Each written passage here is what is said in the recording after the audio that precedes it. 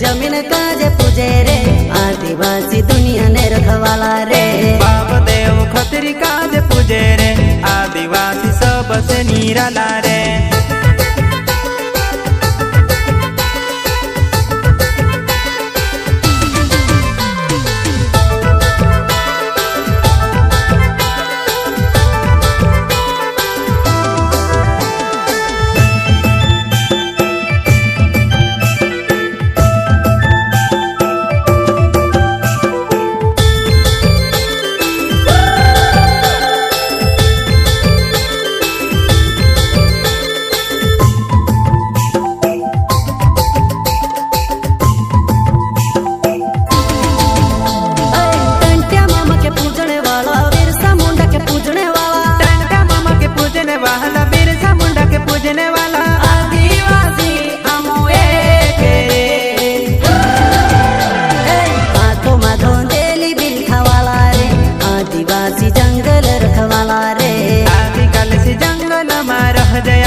आदिवासी जंगल रखवाला रे।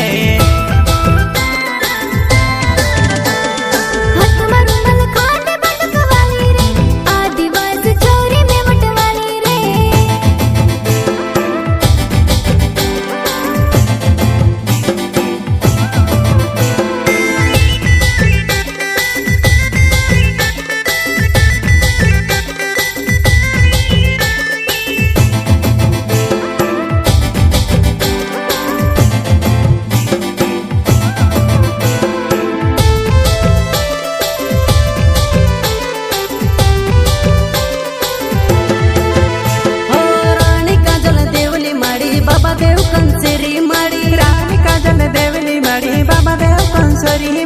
आदिवासी ने भगवान रे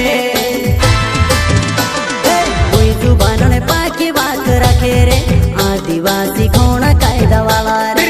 संविधान ने पाक मान रखे रे आदिवासी बाबा साहब वाला रे।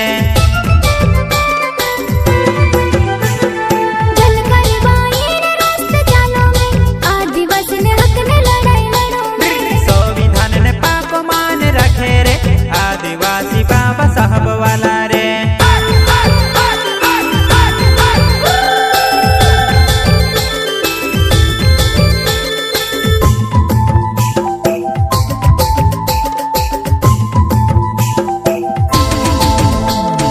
नहर समन जीवने वाला मूछी चढ़ने भिड़ने वाला नहर समन जीवने वाला मूछी चढ़ने भिड़ने वाला आदिवासी बाबा पर शेर रे।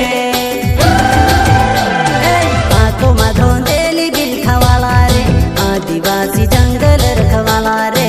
आदिकाल से जंगल में रह जया आदिवासी जंगल रखवाला रे।